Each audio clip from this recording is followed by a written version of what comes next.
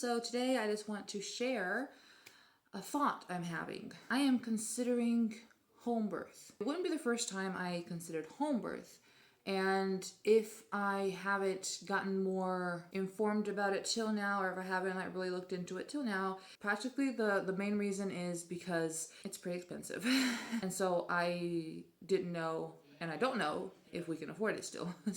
But I'm going to share the reasons why I am seriously considering it at this point, even if there might have to be some economical sacrifices to make in order to do so. Okay, so first of all, I have been fearful of having birth at the hospital already for several months now. Okay, it's always been kind of scary for me because of so many stories that I've heard, whether it be from people that I personally know or testimonies that I have read from the internet, which have also been published in important newspapers or magazines. So, I mean, it's not like things that people are just making up. It's an issue. And I'm talking about, it's called, it would be like OB violence. It's called violencia obstétrica here. And that's what it would be. It would be when OBs or gynecologists taking advantage of the situation in order to rush things, because for some reason it's so important to have the baby out before the shift changes. So I'm just going to put a list here of the things that are mostly taken advantage of, as reported, like I said, in newspapers, magazines, and blogs. And you can find loads of testimonies on even on YouTube, where that's where I first started. I was simply looking into people sharing their birth experiences, and I happened to watch this video of this girl sharing her horrible experience in a hospital, and I didn't even know that this was such a thing. I mean, I was very well aware of doctors and such making rude comments and not being very nice to you, so that wasn't news, but I didn't know how far things could go. So for me, it started there, and then I started, getting more informed and finding out, that this is a real issue, okay? And I've had a few friends that have had similar experiences, whether in the past or recently. Anyway, so I was already pretty nervous. I tried to just tell myself to not be tragic, to think positively, trust in the Lord, and see what happens. And I decided to, give people the benefit of the doubt. I wanted to see how I would be taken care of, how people would respond to me, how people would explain things to me. Did I feel cared for or not? And I have to honestly say that I'm almost 8 months into my pregnancy, and I still haven't felt cared for by any of the OBs that have visited me, or the gynecologists, any of the doctors that have visited me so far. It's been very difficult because I have felt very lonely, medically speaking, and I have stated this from the very beginning, like in the videos that I've posted before this about my first trimester and second trimester. I think that I have stated this in all those videos, that I have felt very neglected by the doctors that are supposed to be the ones that inform me, help me through it, see if I'm doing well, how I'm feeling, how the baby is. Today I have finally entered my 11th week. In all of this, I am alone. If I have any complication, I have to go to the ER. It's not like I can call and say, is this normal? I'm gonna go on the internet. So in all this, I've been alone with internet. They just yeah, we'll see you in a month, bye. There are several ways to go about a pregnancy, okay? You can there's private doctors that you're going to pay every visit, and the nice thing about that is that you are followed by the same person. So if you like that person, good for you. The problem is, if you don't like that person, you're going to pay for that visit, and you're going to try someone else, and you're going to pay for that visit, and then, let's just say that you do not like the people that you end up with, and, that could go on. I've heard about people that have changed 5 different doctors throughout their pregnancy.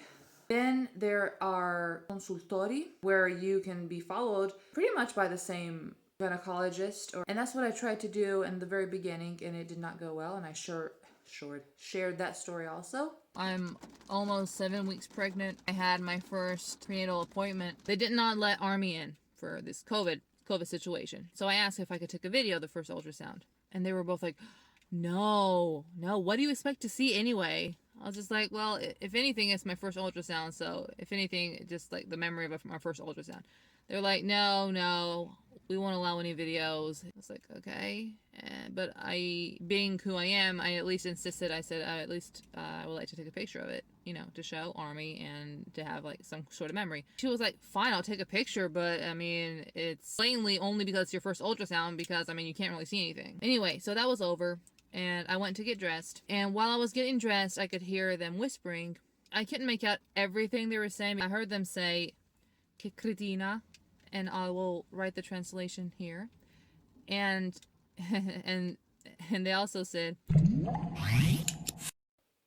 If you want free healthcare, there's also another way to go about it, which is what I ended up doing. A lot of people recommended that I get followed by the OBs of a hospital, which is a very recommended hospital, and that's why I chose it. My dear friend had also was also followed there and had given birth there, and she had a good experience. So I decided, okay, let's go for this, and that's what I've been doing till now. I think that her experience was a lot better than mine when it comes down to it, even if, you know, she has told me of negative situations during her visits, but she seems to have had different doctors. You know, when she describes the doctors, especially age-wise, it's obvious that I'm not seeing the same people that she was visited by. So anyway, this is what I decided to do. And so till now, I'm sorry if I'm repetitive because I already talked about this on my other videos, but the visits consist of me going in, sitting down. They ask me for my latest test results. I give them the test results. They write it down on the computer. They tell me to get ready for my pelvic exam. I get a pelvic exam, and like they use like those little microphone thingies that you can get online to hear the baby's heartbeat. And then they take your blood pressure and prescribe the next tests that they want you to do. Mainly blood tests. But okay, so this is what was difficult for me. I could understand getting everything out of the way. Okay. But this would be a time, since it took forever, because I don't know why they are so slow. Like one time I sat down for 15 minutes waiting for them to type in the 5 tests they wanted me to do and print it out. 15 minutes I just sat there. For me, that would be a time, since there's always at least 2, if not 3 people there, that would be a time where I would ask my questions. That would be also a time where one of them at least would ask me how I've been feeling. Do I have any questions? Do I have any concerns? Is everything going okay?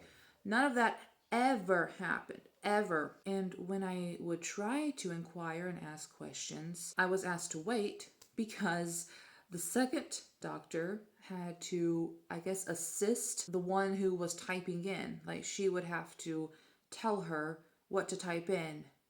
I'm like, why don't, if you're more of an expert in this, why don't you just type in what you want me to do while the other one can answer my questions?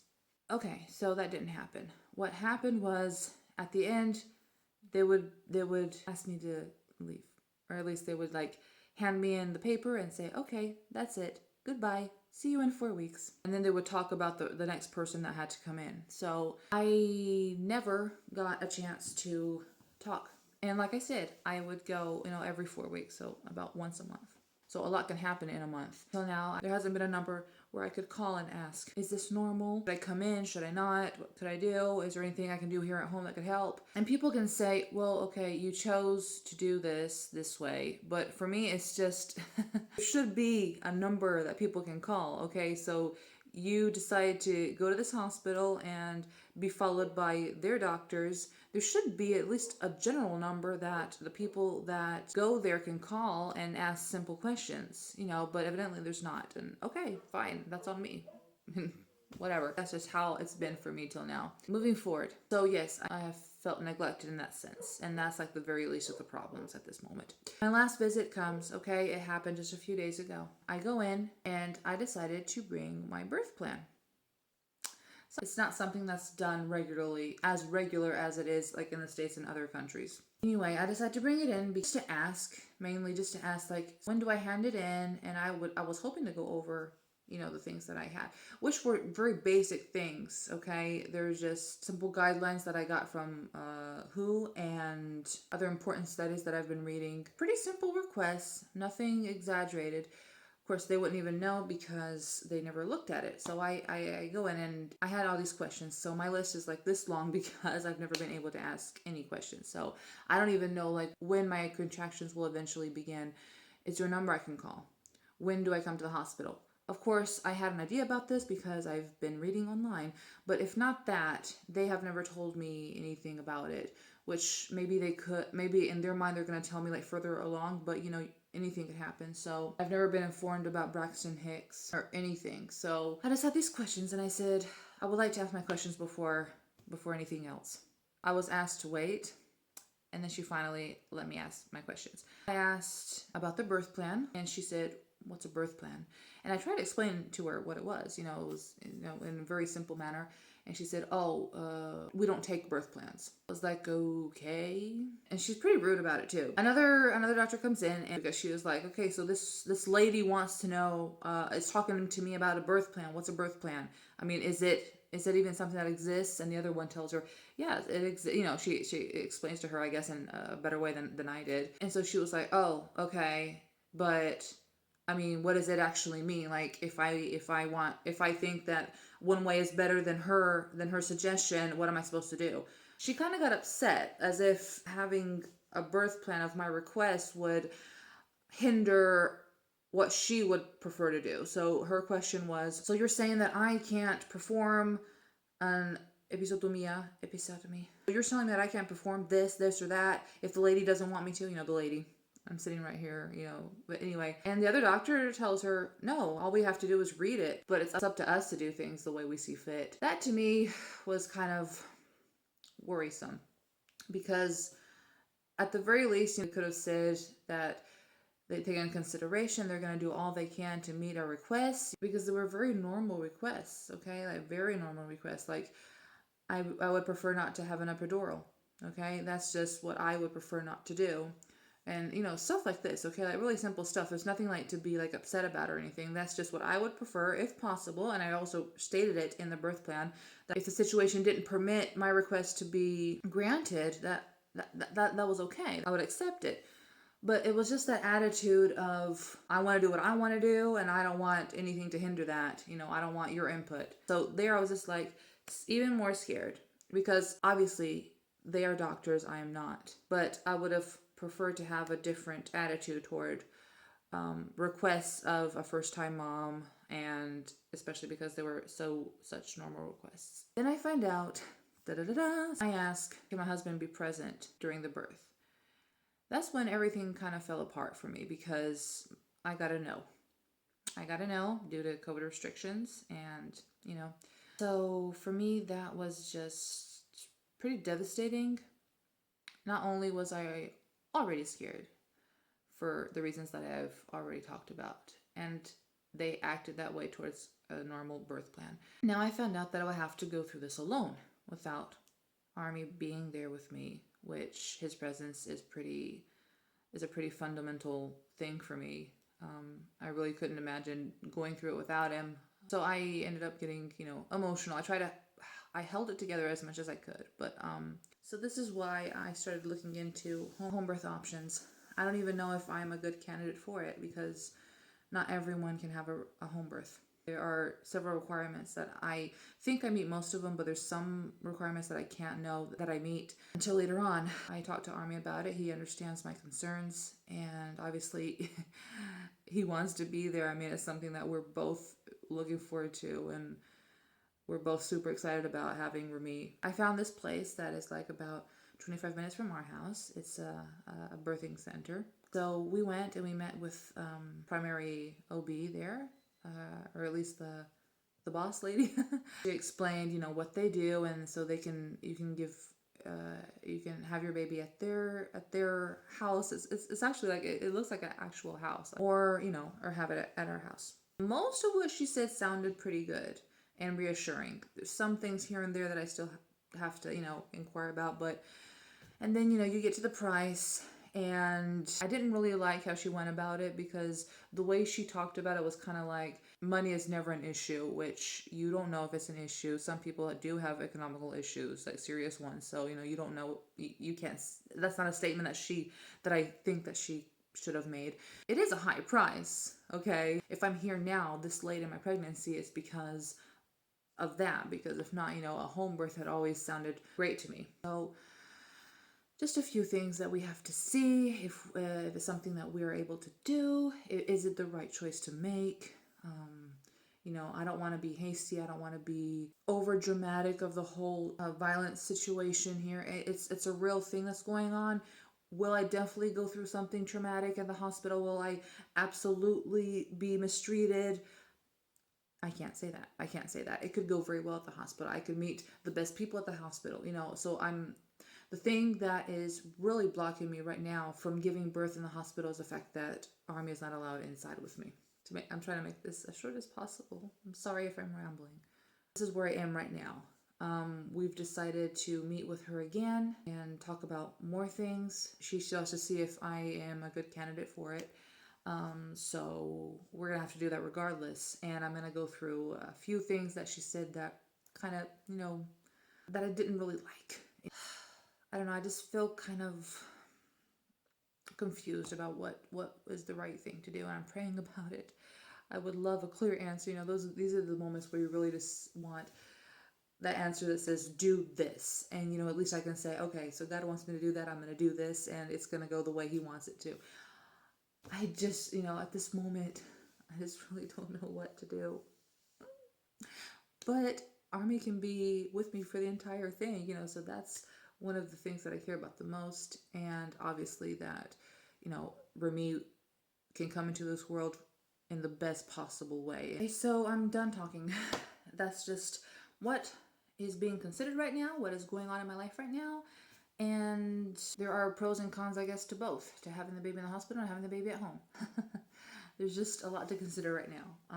I just wanted to briefly just state why I'm considering it. Okay, so before I end this video, I am just going to show a stroller that we finally put together and a little area where in a previous video I showed me putting Remy's clothes all in order in these sections, and now I'm just going to show what it looks like right now.